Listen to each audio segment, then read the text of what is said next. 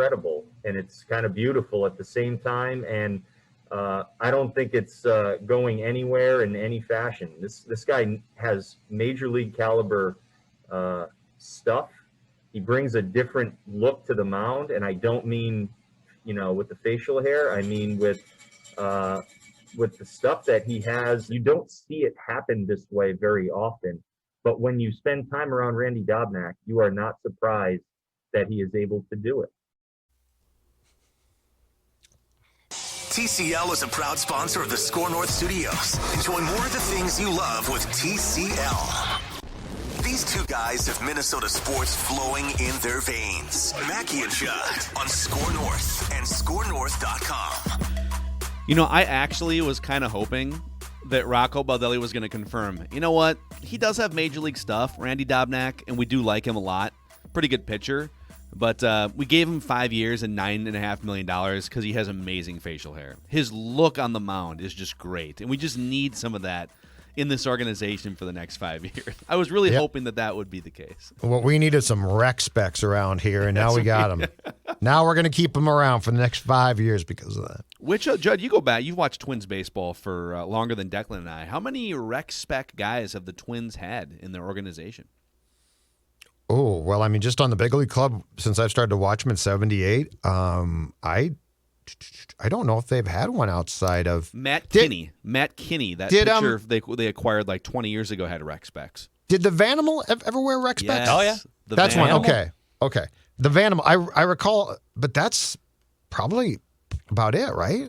I can't remember anybody else. I don't remember anybody in baseball outside of maybe catchers in the 80s who wore them, right? Because I don't. This seems like a research project for a future Mount Rushmore edition of Mackey and Judd. The Mount Rushmore of Twins. Because Dobnak takes the cake there with the rec specs and the great facial hair. In fact, I tweeted a few days back, he really should go 1970s mutton chops. Oh, like he should just go mutton chops. You know what? Do the old 70s mutton chops. Now that I think of it too, Randy Dobnak looks like a biker. Looks like a biker. Oh, yeah. Looks like he might want to visit DennisKirk.com, boys. That's He's got the money to. He does now. He certainly could afford it. Yeah, and here's the thing, Dennis Kirk has very affordable parts, but Randy Dobnak could buy all of the things at DennisKirk.com. In fact, 160,000 parts and accessories in stock for Randy Dobnak to buy. Clothing and helmets. Order before 8 p.m. and they ship the same day. Plus, shipping is free on orders over $89. Best in the business, whatever you ride. Harleys, cruisers, sport bikes. You'll find what you need at DennisKirk.com. Everything you need for your ride. So this is a happy day for us. We are three guys who, despite the national trend of interest in sports, still love baseball and love talking Twins every single day. So Judd and I think it's been a few years, probably going back to the 1500 ESPN years of our radio show, and we used to have a daily segment called Talkin Twins, and we would bring on Roy Smalley, and we would bring on Glenn Perkins, and we'll bring on some guests throughout the year too. But we figured let's dust it off. Let's bring back. Last year we had so much fun breaking Twins games down like they are football games. So on today's show we will dive into later Talkin Twins, and this will be basically a daily feature going forward on Mackey and Judd. So if you're looking for daily Twins conversations, we can promise you we're going to talk Twins probably more than just about anyone the rest of the summer, as long as they are relevant and fun to discuss. And another announcement, Judd, Declan, and our friend Jake Depew, formerly of the Score North Twins Show and formerly Cursive Punto on Twitter, you guys are going to start bonus Talkin Twins episodes, deep dives into the Twins every Monday on the Mackey and Judd podcast feed and the Score North YouTube channel. So, Twins better get off to a good start. Deep dives, baby. Buzzkill Talkin Twins. Deep dives on the Twins. So we'll get to that. But, boys, let's start with some statements from the weekend. Things we observed, things we learned, things we have opinions on. Judd Zulgad, please lead us off with your first statement. Okay. Statement one, in light of what transpired in Eagan this weekend with the signing of a couple free agent, wait for it, defensive players. Mackenzie Alexander, a cornerback, returning to the Vikings after a 1-year stay with the Bengals. And Xavier Woods, a safety from the Cowboys, who will replace Anthony Harris. My statement is this. Mike Zimmer has never had a better offseason, at least for himself. Dalvin Tomlinson at defensive tackle, in. Patrick Peterson at cornerback, in. Mackenzie Alexander at nickel corner, probably, in. Xavier Woods at safety, in. And I won't be surprised if they take a pass rush end in the first round. Mike Zimmer has never had a more fulfilling football-wise offseason than the offseason of 2021, and it's not done. Judd Zulgad, here's my first statement. Mostly for Declan here. Judd Zulgad is the king of backhanded compliments, Dex. Oh, yeah. 100%. It's who he is. Do you wake up and just have like 10 backhanded compliments pop into your head? Like, oh, this is great. I can tell the Twins just how much Randy Dobnak's rec specs are going to be worth the $9 million in the investment. When he's on the mound at Yankee Stadium, whether he's given up 7 earned runs or 9, he's going to look good in those rec specs. The backhanded compliments only come from they're fueled by those who get excited about things that are mediocrely okay. You know, like the Vikings have no offense. Dobnak signs and people are like, this is great, Dobnak signed. And I say, hold on a second. What about Barrios and Buxton, though? Are you working on them? So I am fueled by the fact that people can so overlook what the storyline should be. The Dobnak signing's cute. That's great. Now what about Barrios? What about Buxton? This is where I am fueled by, because I feel like in this town, we celebrate things that should be, they're stocking stuffers. Like we act like a stocking stuffer is a Christmas Day present. They're not. That's an orange, okay? It's an orange. It's good. Eat it. But it's not below the tree. Like the Barrios contract, that's below the tree. Get excited about that. So, okay, on your Vikings name, and by the way, we did a deep dive. We argued about this on Purple Daily today.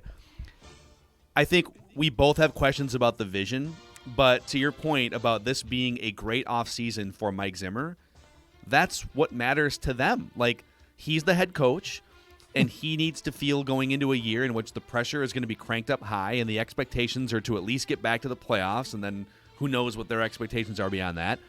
So through that prism of get better and make Mike Zimmer more comfortable, they actually have had a really good offseason. Like I think they still need a little bit more pass rush, and we'll see if they can add that either through another bargain bin free agent signing or the draft. But like through that prism, this has been a really successful offseason to make Mike Zimmer feel comfortable and to get this team back at least to a respectable or better defense, etc. So, all right, now that I just showered the Vikings with praise, here's my first statement.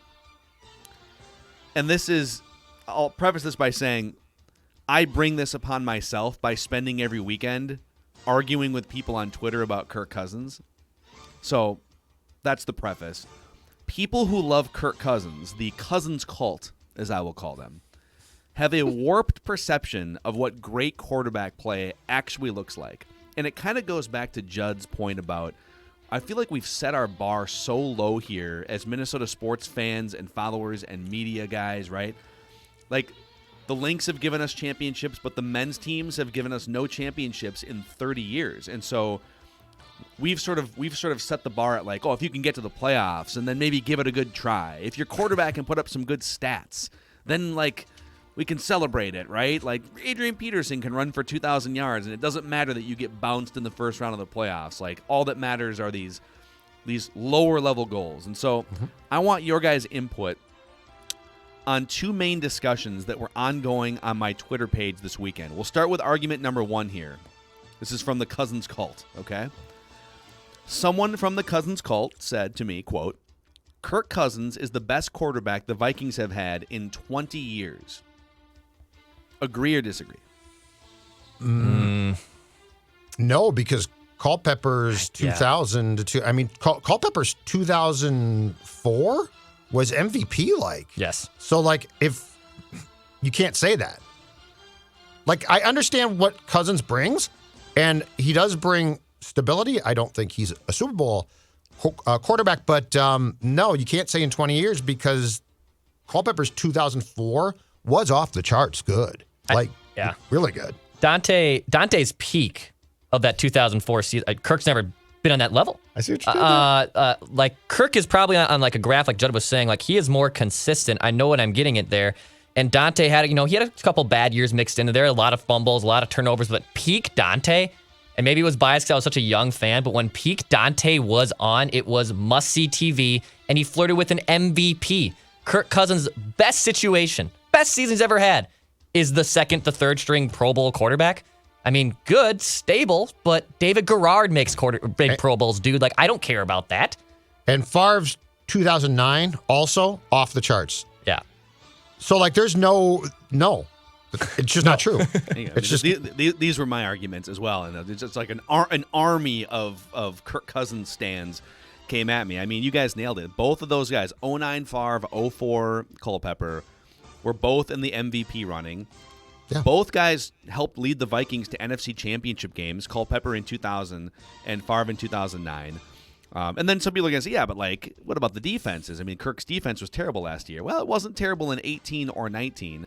Culpepper had really bad defenses basically his whole career with the Vikings in the early 2000s. So, all right, and then the second one that generated hours and hours of discussion on Twitter, someone from the Cousins cult said, quote, Kirk Cousins is better than 3 of the quarterbacks who have won a Super Bowl over the last 8 years. Here's the list. Tom Brady, Patrick Mahomes, Russell Wilson. Oh, I see. Nick Foles, and Peyton Manning. Can you find 3 guys on that list that Kirk Cousins is better than?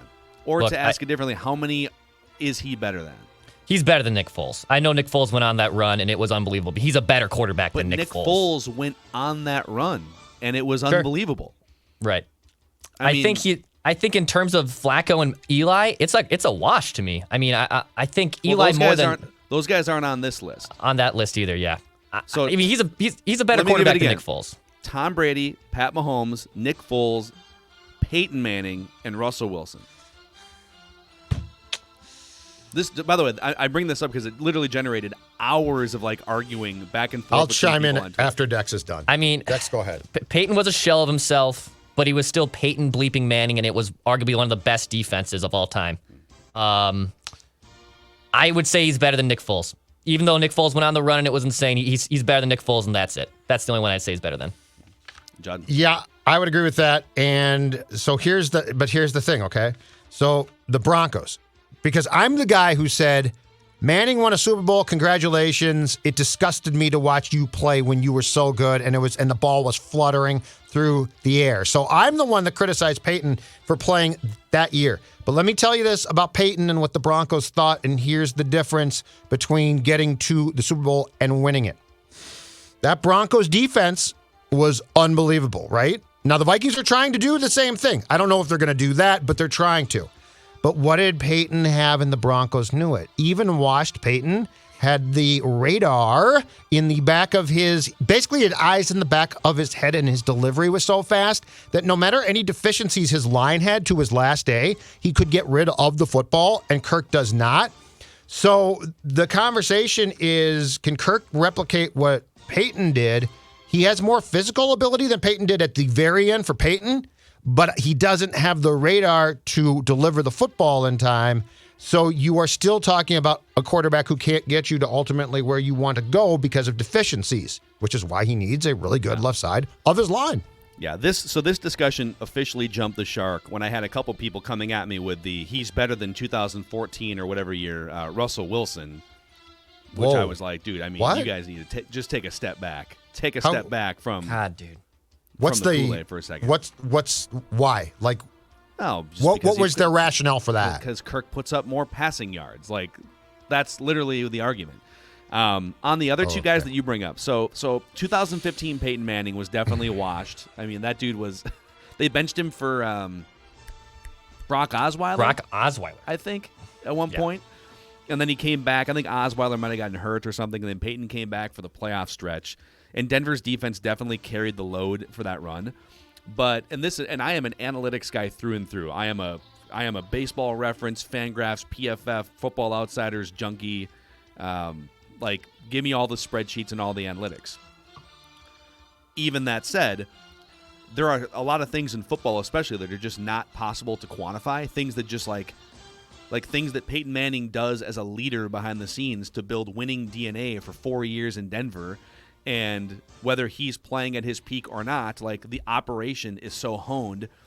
Those are immeasurable things that he brings to the table. And sometimes you wonder, how did that guy win a Super Bowl and that guy did? How did Tom Brady, turn that Buccaneers team around? Oh, it must have been the defense. No, it was Tom Brady. because he's Tom Brady, and he's a leader, and he teaches, and he helps, and he works with people, and he understands offensive lines and things like that, right? On the Nick Foles front, yeah, Kirk Cousins' body of work is a better quarterback than Nick Foles. But Nick Foles, when the lights were the brightest and when his team needed him the most, playoff run, he played the best football of his life. Now, he hasn't been able to replicate it over 16 games. He's the ultimate, I would just need 4 weeks of great play. Can you give it to us? And Nick Foles, 3 times in his career, has done that. And so, anyways, I'm just saying, Kirk Cousins cult members need to just pump the brakes a little bit on thinking that he's entitled to a Super Bowl because he's better than Nick Foles with the Eagles a few years ago. All right, so end rant. All right. Over Dex? to Dex. All right, I'll keep up the Vikings here. It's a new day for the Vikings defense, Wow. but it's time to address the offense. That is my statement. For God's sakes. I mean, I love Xavier Woods is great. He was we talked about this on Purple Daily. He was honestly one of the good linchpins there in Dallas, who have mostly been a sieve on defense for the last few years, despite a lot of good talent being there, and injuries always pile up for them. And I like Patrick Peterson. I like what the Vikings are trying to do, fortifying the nose tackle and 3 technique and the meat and potatoes of defensive football. Clearly, these are moves to please Mike Zimmer. But now you need to go into the draft, or you need to make a trade for some very established and credible offensive linemen, and also, if you want to trade back and get one of these awesome wide receivers, this is going to be one of the best wide receiver draft classes ever. And if you want to trade back and there's an opportunity to get another wide receiver and go 3 deep, do that. I made my case for Kyle Pitts even. Do that. I want to see another offensive weapon on this team. And if it's not an offensive weapon, I'll take the big fat guy at the left tackle. That's fine. That's a good little consolation prize. But it's a new day for the Vikings defense, but it's time to address the offense. I know someone who doesn't agree with you. Mike. The head coach. Because let's keep addressing the defense. Yeah. Brutal. Do they Next have... Hold on real Yeah. quick. Do we know... Do they have any offers that you know of that are out right now, Judd? Is Forrest Lamp? Yeah, still they've a got an thing? offer out to Lamp, but I think my guess is I think they've had an offer out for about a week now to Lamp, and my guess is that they've got the same problem with him that they had with Woods, which is where they lowballed Woods, and he said, no, I won't take that. And then he came back and said, give me this with incentives, blah, blah, blah. And they said, okay. So I think Lamp gets done if they up the offer slightly, which does not mean that they're going to break the bank for Forrest Lamp. Yeah. But yes, I think they're trying to get, but Forrest Lamp is just an upgrade on Dozier. He's not an answer.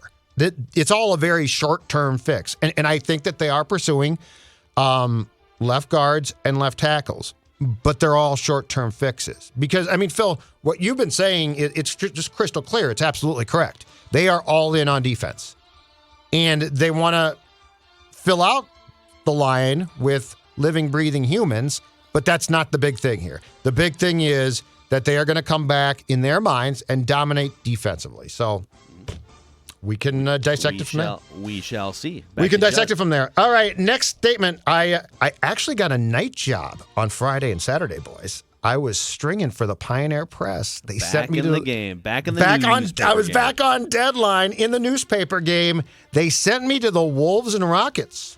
You even had an aggressive rewrite in that first game, I'm guessing, right? It was just a jolting comeback by one of the most gutty wins in Wolves history. I had the story all written. It was all done. The Wolves had been down by 19 points, and I think they were down by 16 with 7 minutes plus left in that game, and went on a 22-0 run You talk about aggressive deadline pressure. That was it. Did you do the thing that I see a lot of modern sports beat writers do, which is go on Twitter and complain about having to rewrite your story? No, because that takes time. That's on deadline. No, I didn't have time for that crap. I was rewriting. I think we need to make rules for sports writers, like self-awareness rules for sports writers. Don't complain about middle seats on airplanes to spring training in Florida. Don't complain about having to rewrite a sports story because the fourth quarter changed drastically on you. But why would you go? Don't complain about the food spreads in media press boxes either. That's another. But why would you go on Twitter and actively use time complaining when time's against you? It's a good question. That's like checking down on 3rd and 20 late in a game. You got to get the first down. You got to matriculate downfield. All right. So after watching the Wolves-Rockets debacles, and this was awful, on Friday and Saturday night at Target Center, and I watched them very closely. I mean, I was engaged as a good beat writer should be in lieu of having to cover for my friend Jace Frederick. Here's my statement. The Wolves' problem is not coaching. I think that Chris Finch is an upgrade for sure. So I'm not saying he's not doing or that he's doing a bad job. Chris Finch is an upgrade on Ryan Saunders. He's got more experience, but I don't care if the coach on Friday and especially Saturday was Ryan Saunders, Chris Finch, John Wooden, or Bobby Knight. It doesn't matter. The Wolves in both games, aside from a very brief period of time in the fourth quarter on Friday, were an absolute disgrace. And this has nothing to do with, they're a young team, give them time. No. This has nothing to do with, they don't have as much talent as Team X, Y, or Z. The Houston Rockets, I believe after they won on Saturday, Phil had won going into that game, something like 1 of 23 games, okay? They had lost 20 consecutive games. They are a train wreck. They do not care at this point. John Wall, God bless him, is jacking up shots from my house in St. Louis Park, and they were playing downtown. The problem here is not coaching. The problem here is attitude, it's engagement, and I will tell you this too. It's a very hockey thing. It's effort as well. Like, what are you doing? And here's what frustrated me the most. Karl Anthony Towns post-game did post-game pressers, Zoom calls both times. Says all of the right things, okay? Like says all of the right. He knows what he's supposed to say. But does he do them and does he lift players up during games around him? Fourth quarter, Friday, the 22-0 run, he was marvelous and single-handedly did a really good job. But I'm talking about the overall big picture. Is he lifting Ant up? Ant is getting into really bad habits to where 2 of the last 3 games after Friday, he had been benched at the end of games. Like Finch deemed him that he couldn't put him back in games to finish. Yeah. This is not a coaching thing right now. This is a team thing, and I'm afraid that they're going to have to make changes to alter this, and Chris Finch is going to be the first guy to say, we got to do something here. Yeah, and honestly, like, you might use the word afraid there. Like, I think Anthony Edwards should be on this team going forward for a million different reasons, even though there are some flaws that need to be ironed out. I, for the first time, am removing Karl Anthony Towns from my do not touch trade list. If you think, like, this is what you have to figure out. Is he a guy that you're going to be able to get something out of as a centerpiece to a team that can get back in the playoffs and show some forward momentum in the next, 2 years? Because if not, if he's not part of the big-time solution that jolts you forward, somebody will give up multiple first-round picks for his talent, thinking, he can be the Chris Bosh yes. He can be the second or third guy that puts us over the top. I mean, there's a lot of teams. Just think about if he can be brought into a Warriors culture, and I'm not saying they have a need for him right now either, but somebody would give up a lot to get him. And I can't believe I'm saying this because I've been saying build around him. He's a generationally talented big man who's one of the best shooters in the NBA. But if he's not actively making the culture better, and if he's not leading at this point in his career, and he's not doing things that you need him to do, then it might be better to explore that option. Like, it is not normal to get smoked back-to-back nights by the Rockets. And I say smoked because I get that you went on a 22-0 run to win the first game, but, they smoked you 2 nights in a row. Yeah. and they are the worst team in the NBA. They're worse than you are. That's not normal. And it's not like you have a bunch of guys out with injury here, okay? D'Lo's out, but you should not be getting smoked with Karl Anthony Towns and some of the other pieces that are around him. So kind of with you. Like, I think they should just explore a lot of different things this offseason, especially if they keep their pick. If they can keep their pick, Yeah. then it might become a Cade Cunningham and Ant Edwards backcourt that you look to build around, and maybe you look to trade some pieces that you otherwise wouldn't have looked to trade. Who does he lift up? That's my question. Who does he lift up? Like, he's the type of player who needs to lift. He should be that good. I Who agree. does he lift up? Doesn't have that personality. All right, I'm gonna. This next one for me, my next statement is actually brought to us by Federated Mutual Insurance Company, because Federated is a proud supporter of Gophers athletics. As you can see on our YouTube channel, we always have the Gophers M next to the Federated logo, and Federated has been helping business owners for over 100 years, giving business owners peace of mind, risk management tools and resources, and with My Shield, which is the online client destination for risk management resources. They have upped the game for you business owners out there. Find out more at federatedinsurance.com. And remember, at Federated, it's our business to protect yours. And I bring up Federated because my statement is, I love the aggressiveness of Ben Johnson in his first week as Gophers coach. Did you see who he reached out to and talked to on the phone this weekend? Chet Holmgren, the #1 recruit in the entire nation. Good, yes. Who's That's like awesome. 90%. He hasn't like signed I don't on the care. dotted line with Gonzaga. But Yeah. Ben Johnson basically said, all right, I'm going to shoot my shot here. He's also reached out to a bunch of former Minnesota high school players that are in the transfer portal. So I just love it. Like, his first thought isn't, oh, we're never going to get him. It's, I'm going to call him. Well, I don't care. You're telling me there's a chance, right? You might as well make the phone call. So I love the aggressiveness of Ben Johnson. That's the tone to set. That is the absolute tone to set. You go into the bar and act like you're the best looking guy there. And if you're not, who cares? It's the attitude. 100%. Not bad. That's Declan Goff doing the Vince Let's see. McMahon walk into any free house. By the way, boys, name your North Loop I went down a wrestling rabbit hole I know. last night that I can't wait to talk to you guys about tomorrow. I can't wait either. Judd explains wrestling back on tomorrow's show. I was so far down that rabbit hole. I love me some clobbering time. All right, my next statement. Minnesota is the state of hockey and the state of basketball. So this weekend, obviously the college hockey tournament was going on. You had St. Cloud State, go Huskies. University of Minnesota Duluth, Minnesota State Mankato, because everyone always freaks out about the names of Minnesota State MSU. But 3 of the 4 Minnesota teams are going to be in the Frozen Four. It's great. It's awesome. I think that's phenomenal. The Gophers weren't able to do it. Bemidji State also got knocked out, but that's all right. 3 of the 4 teams are going to the Frozen Four. However, though, in March Madness, you have Paige Buchers, who's balling out for UConn. Yep. Jalen Suggs is also a stud at Gonzaga.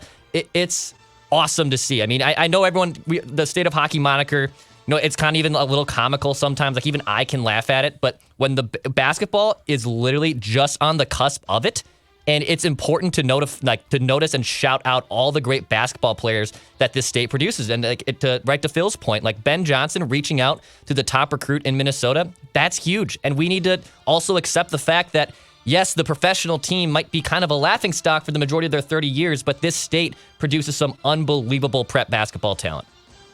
Freaking man. Yeah, it's been yeah. I mean, Off the charts. not to be Buzz Killington, don't gloss over another Gopher hockey meltdown in the lead up to the Frozen There he Four. goes. Can we There just, he is. wait, come on. That was very time? Motzko St. Cloud State like, Declan. Well, it was, okay, so 2 things off that. I think it was the Gophers do this all the time, especially in tournament challenge in recent years. They have the skill position players, and they try to play a one-on-one, we are better, and we have a more superstar-style game, and they don't play in their system, and they get burned every time. Like, this has happened to the Gophers before in the last 10 years with Don and with Bob. To your Bob point, yes, I don't know. I mean, the guy's been to, I think, like 8 regional finals, and I think he's only won 1. He flat out last night got outcoached. Mike Hastings outcoached him. Mike Hastings Mankato had a game plan, and they're Mankato, okay? Minnesota State's this, I will never, ever, ever use that. But they had a game plan.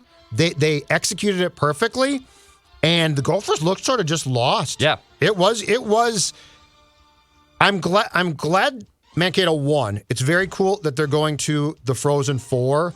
I will say the Gophers' effort was disturbing. Yeah, it was bad. Like it wasn't this great game where it's like, oh, you lost by a goal, that's tough. It was sort of this, really? That's your final effort? Just one NHL draft pick on MSU's roster. So, I mean, and the Gophers have first-round picks, and they have a bunch of talent up and down. But, yeah, they got outcoached and completely outworked. Go Purple Cows. Yeah, no, good for them. Purple Cows. I love it. When I called St. Cloud State games baseball games, because like St. Cloud and MSU were insane rivals for D2 baseball. And I used to call a lot of the games. I used to call them the Purple Cows. And it got to the point where then like the Mankato teams would also pick up my stream because sometimes we'd be the only stream broadcasting the game there. And I got a lot of complaints about never using the word Mavericks and only using Purple Cows, which only fueled the fire of an immature 21-year-old St. Cloud State sports broadcaster. So they're forever the Purple Cows to me. Amazing. like Any final statements, gentlemen? Judd? I have one more. Okay. I want to shout out my co-host for knowing their producer's lifestyle and sleeping habits. I am talking about what happened this Saturday. So I actually was up at a decent hour for a Saturday. I was up at 9 a.m. on Saturday, which is early for me. I'm typically up by like 7:45 on the weekdays, which is still maybe sleeping in for a lot of people. But I'm usually up on the weekends, not till like 10 or 11. I will be in bed till 10 or 11. If I have a green light and I have no obligation in the morning, I am not leaving that bed until 10 o'clock. However, on Saturday, I woke up, and I got pretty tuned up on Friday night, I can tell you that much. I discovered a new wine bar. I texted you guys like, hey, guys, new wine bar in the North Loop. This is awesome. And A Course Purple Daily starts, and I see, oh, that's weird. There's a tweet on Score. I always make sure, because AJ was scheduling things too, so I was making sure things were going up. And lo and behold, in the first 60 seconds, Phil Mackey and Judd Zolgad do an emergency episode of Purple Daily, and they just said, we didn't even bother telling Declan. It wasn't worth it. We know what he was doing last night. We know he likes to sleep, so we're going to handle it. So shout out to my coworkers for knowing their executive producer's lifestyle and sleeping habits. Anytime, yeah. I think the final for us. The final. So should we text Dex, wake him up here? No, he texted us about a wine bar last night. I think we should let him. That was Phil's call too, because I'm like, I don't care what we do. Also, I'm not a big wine guy either. Like it's not really my thing. So I went in with a rosé because I think that's like the easiest thing to drink for me. It's basically champagne, and champagne I can do. But yeah, it was a pretty cool spot. It was nice. Are you now a rosé guy? I could do some rosé. The only thing is, I have my mother's condition where if I mix liquors, so if I'm like drinking beer and I go hard, or if I'm drinking bubbles and then I go like still, I get really bad rash and red blotch all over my face and like neck. And it doesn't like cause me discomfort, but like I get super self-conscious about it because like I look like a half a leopard like on my face. So I try not to mix the wine and then with the seltzer and then with the whiskey or whatever. And I will end up always doing this, but it's something I always try to be aware of. Very smart. I need to see this. I need to see like photo evidence of. Oh, I have. So I keep photos for. Declan. Oh, I have photo evidence. I'll send one. I'm not putting it on the screen right now, but I will. I'll text you one in the group chat. I mean, I have another statement, but I think it's too close to potentially burning a potential sponsor, and so I want to think about how to bring. There's something involving a car dealership that I'd like to bring up without burning bridges, and I don't know if it's possible. I'll confer with you guys off mic, and then maybe we can address it this week in a segment. I don't want to get us in trouble here, but I would, if you guys are down for it, love to fire up our first little mini episode of Talkin Twins here on this Monday, powered by our friends at Wamatech. Now, if you're Randy Dobnak, you can probably afford any device you want at this point. He just signed it's not a Clayton Kershaw contract, but like for him, it's a life-changing amount of money. It's like $9 million over 5 years. And so if he's listening or watching on a broken down phone, tablet, or laptop, he has a bunch of different options. He can do whatever he wants. I would recommend Wamatech. Because Wamatech, you don't have to break the bank. You don't have to crack into. You can put all that $9 million aside, and you can take a little sliver out. Because Wamatech sources their own pre-owned devices directly and passes the savings on to you.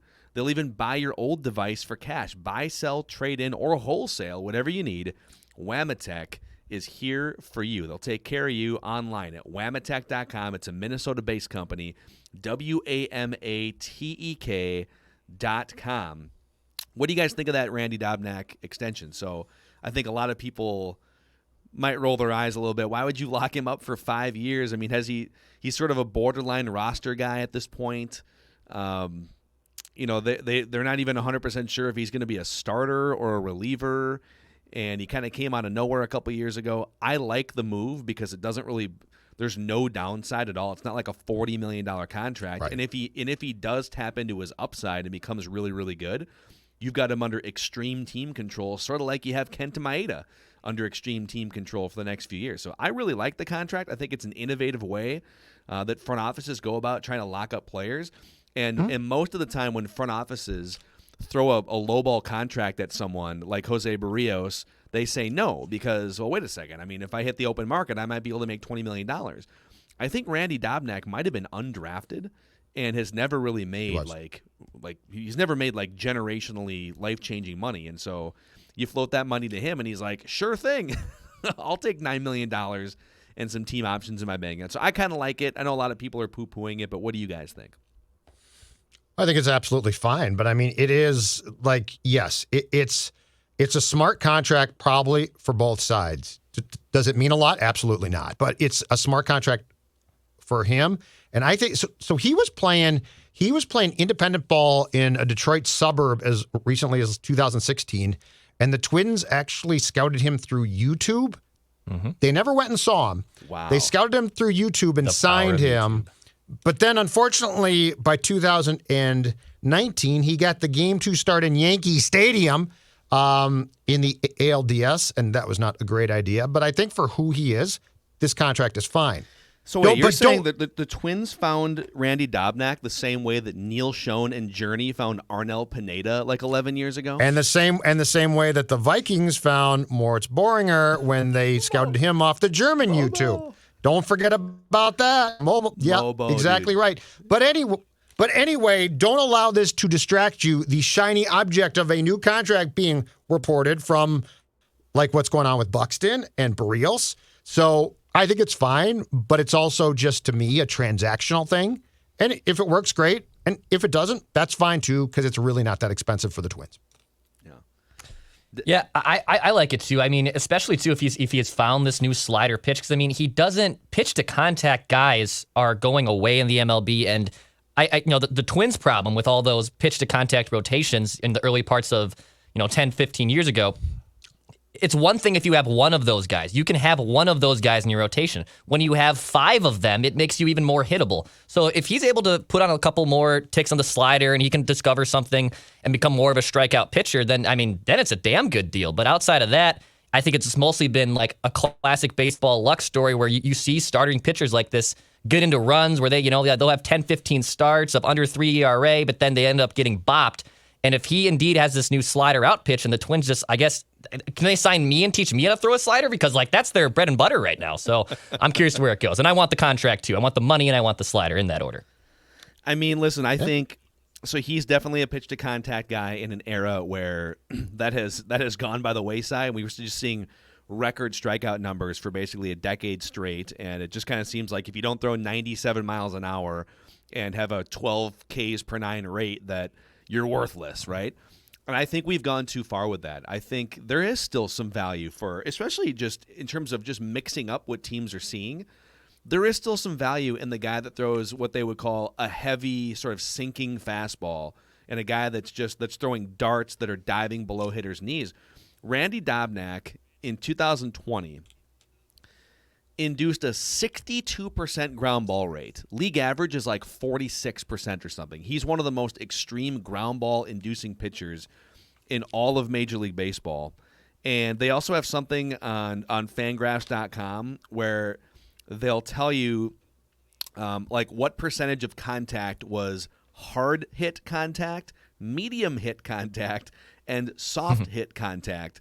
And Randy Dobnak, I'm just trying to add this up on the fly here, 75% of the contact he induces is medium to soft. Like he's just getting weak contact off the trademark, off the handle, off the end of the bat more than a lot of other pitchers. And so like, no, he's not going to be a flame. Even if he adds a pitch, like he's not going to be a flamethrower that gets you 15 strikeouts. But he's not going to be a Aroldis Chapman pumping 103 in his prime.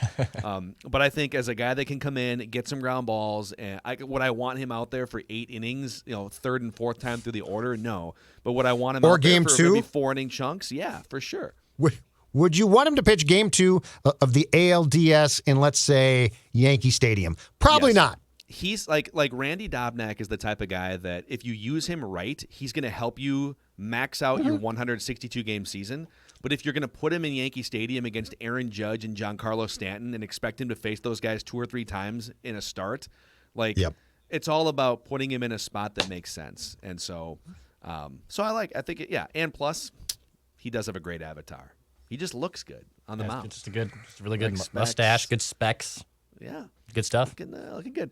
Are you guys, like, my other question on Talkin Twins here for you guys today, I thought after giving it 30 days throughout November last year, I thought I'd be fine. I thought after an off season of whatever the Twins wind up doing, I thought, all right, I'll get over this in time for the regular season. I am still very bothered by 18 straight playoff losses. I'm still bothered by the way they lost to the Astros last year. And I think it's impacting my level of excitement for this season. I think 18 straight playoff losses has finally, like, I'm not out on the Twins, and I still think they're going to be really good this year, but I'm just like, it's still sort of a buzzkill, even going back to 6 months ago for me. Is that unreasonable? Do you guys at all feel the same emotion? Yes and no. So I think that this is very much, despite the fact that it was a mistake to do this at the time, I think this is very much expectation March 2011 on repeat. At the time, it was, can you beat the Yankees? Now it's not that. It's, can you beat anybody in a playoff game? I don't care if it's the nuns down the street or the Astros, the Yankees, the A's, you take your pick. And I think it's only natural that after back-to-back AL Central titles, and I think that there is a fighting chance that the Twins are going to win a third consecutive one, that there is not going to be, and there really shouldn't be, a true level of excitement about this team's progression until they prove that they can win a playoff game. So it's not that I'm not excited for the season and baseball to start, because personally I am. But my view of the Twins now is not, boy, I sure hope they can win a division title again. In year 3, it's, can you get back to the playoffs? And if it's a division title, that's fine. If it's a wild card, I don't care. That's not the important thing to me. It's get in and win a game. But the sad thing is, and this is what has to change, it's not win a series. It's literally win a game. You have lost 18 consecutive playoff games. I think there's going to be fatigue from that no matter what. Let's make a pact on this show. If and when the Twins win a playoff game, we pop champagne on the show. On the live stream, because we'll probably do a live stream, recapping on Score on our social media. Let's pop champagne if they win a playoff game on the show. Let's celebrate it. I'm down. 2 decades. I'm down. I'm very much down. I mean, the point I've made on like a couple seltzers and other things is I'm getting more excited because it's opening day and it's springtime, and I even have tickets to the actual opening day game. So like I'm excited to enjoy a seltzer at a baseball game and be able to enjoy it. But it's also, it's like the person who just continues to drag me along. I think there's going to be something more here. She's hurt me before, but this time's going to be different, man. This time's going to be different. No, I'm going to get crushed again. I know how that's going to work. So I'm excited because spring's here, but I know what's waiting for me around the corner, and I need someone else to prove it to me that it won't happen. Yeah. So, all right, boys. Yeah. Talkin That's Twins is back. We are still wrestling with 18 straight playoff losses. I almost feel like it hasn't been talked about enough. Like people are just saying, I'll just kind of ignore that. I mean, it's like a historically big deal in American professional sports. Mm-hmm. It's a big deal. We'll pop champagne if they break it. And this is your destination, Mackey and Judd, and also bonus episodes of Talkin Twins on Mondays too on this podcast feed. And you can find all of our podcasts and Judd's written work and breaking news alerts for your favorite local sports teams on the Score North app. It's free to download. We've over 1,000 new registered users in the month of March so far. So thank you guys for downloading the Score North app. It's free, and it helps us as a show. It helps us as an entity as we look to grow at Score North here. So we appreciate it. We appreciate TCL, our studio sponsor. Enjoy more of what you love with TCL, and we appreciate Declan giving us props for letting him sleep in on Saturday. That's what appreciate a you. tight-knit show does. We look out for each other. And you let encourage people your executive sleep off their producers hangovers. drinking. Yeah, his drinking habits and sleeping hangovers. They might be lingering on Monday's show. You don't even know. No one will ever knows. No one will ever know. Never know. All right. Thanks for hanging out with us. We'll see you guys tomorrow on Mackey and Judd.